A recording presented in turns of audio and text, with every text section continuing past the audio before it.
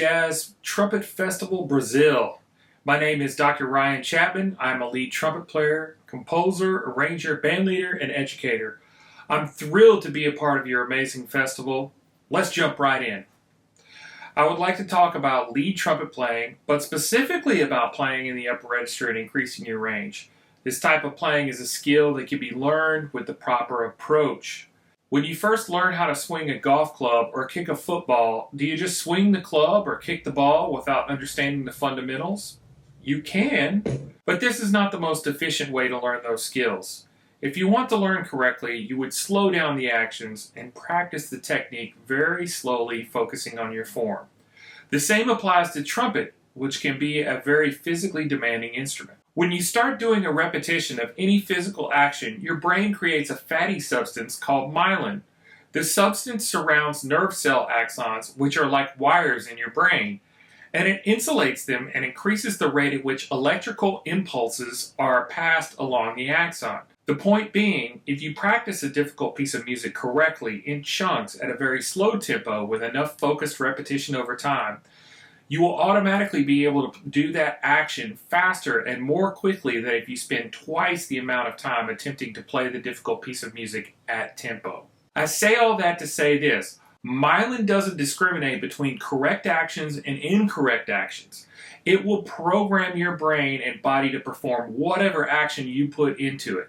So if you practice playing something you think is difficult with excess isometric tension, then that's the way you will perform it.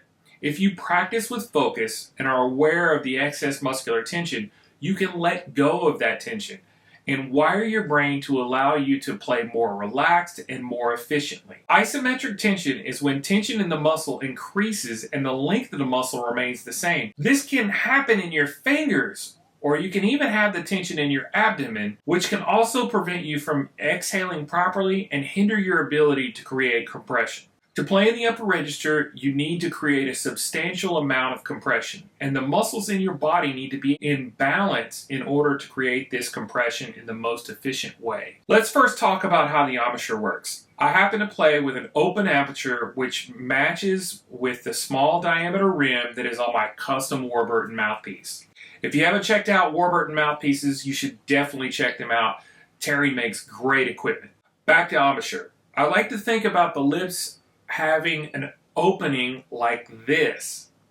And if you blow faster air and allow your lips to go into the cup, you get a louder note on the same pitch. However, if you have the proper amount of tension to resist that faster airflow, the pitch will go up. So I think of it as faster the air, the higher the note. That's a quick, simplified version, but that gets us to creating compression. There are three places to create compression: at the lips, at the tongue, and at the glottis, or your vocal cords. Now, creating compression at the glottis can be very problematic for some people. It was for me. I wrote my doctoral dissertation on it. There are some people that can effectively use the glottis, but for me and most people, it isn't the most efficient way. So what happens at the glottis for many people is this: they generally think that something that they are playing is difficult, like playing in the upper register, and then they trigger the Valsalva maneuver. This is a normal body reaction that is a moderately forceful exhalation against an obstruction, the glottis. An example of this is when bodybuilders lift weights. A natural reaction is to sort of grunt and exhale against the obstruction of the glottis.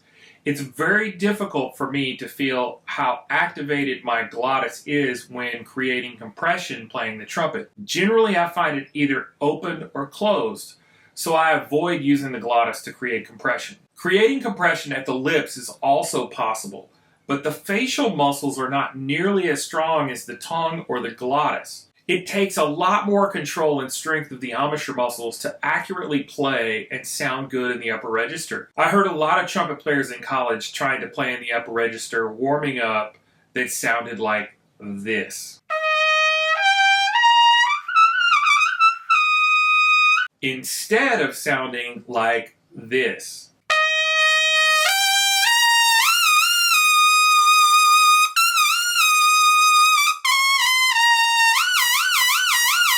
The second example is using the tongue to create the compression. Many lead trumpet players use the tongue to create compression. It allows for balancing the resonance of the mouth cavity to the note coming out of the instrument. Much in the same way that you do when you whistle, you adjust your tongue to create the desired pitch. Now, my tongue is spread across and in between my back molars. Let's say this is my top back molars right here. And I raise and lower my tongue like this, up and down, in a hissing fashion when changing notes, and my tongue stays low in the front of the mouth. So when I go to create compression for a double C, it's like hissing, and it's like this. I'm not going to cover breathing other than to say the basics I follow is a modified yoga breath. Breathing in first at the abdomen, second at the intercostal muscles, which is your rib cage, which moves out like this, and third clavicularly, which is where your clavicles come up just a little bit.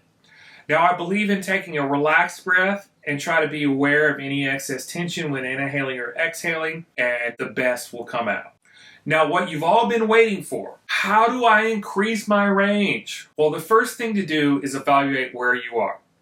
The only change in tension for me between low C and double C is at the abdomen, tongue, and embouchure. Everything else is moderately relaxed. If you feel any tension anywhere other than those three places, just be aware of it. Do not try to make those muscles relax. You will only create more tension, and just be aware and let go. I know that's very general, but let me explain a little more. A lot of us develop excess isometric tension in our body in our practicing habits. In order to correct this, we must be aware of this tension and let go. We need to transfer the feelings of exhalation without the trumpet to actually playing the trumpet. The best way that I've found to do this is to be aware of what it feels like to exhale without the trumpet and then introduce the trumpet. When we introduce the trumpet, do we have more tension than we did without? Shake your arms loosely, like wet noodles at your sides. Then slowly bring up the trumpet to your face. Only use enough muscle tension to hold it up, like it feels heavy in your hands and you're barely holding it. Inhale and exhale, being aware of what it feels like. Then inhale and exhale into the trumpet, but don't play. If that is relaxed, do the same thing and start a buzz on a low C.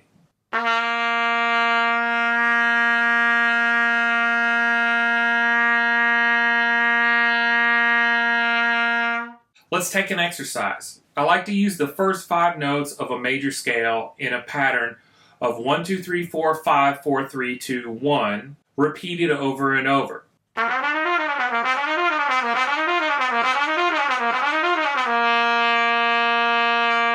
How does that feel? Does the G feel exactly like the low C and overall tension in the body? This is important. The general idea is to take something that you know really well, could be a melody, and start playing it in the upper register.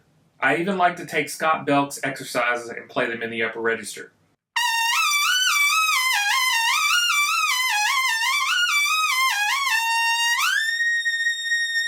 With the goal being to play them relaxed without any excess isometric tension. Take the 1 to 5 and back down repeating and keep extending it upward.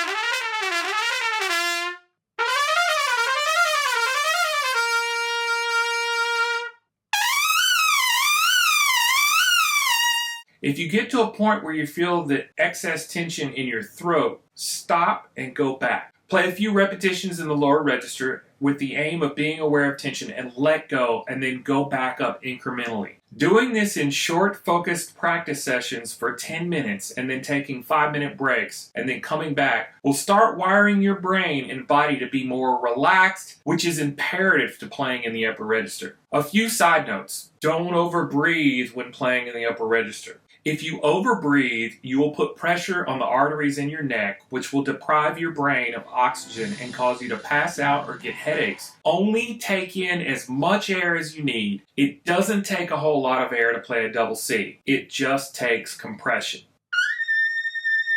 If you don't attempt to play in the upper register, it's not gonna just happen. I never aspired to play notes above double B flat really, and then I just created compression to see what would come out. Then after experimenting, my break went from double B flat to above double C. Then notes just started coming out above that. To sum up, practice relaxed, focused repetitions like of 1, 2, 3, 4, 5, 4, 3, 2, 1 repeated up and down, or an exercise that you know for short 10-minute periods, focused.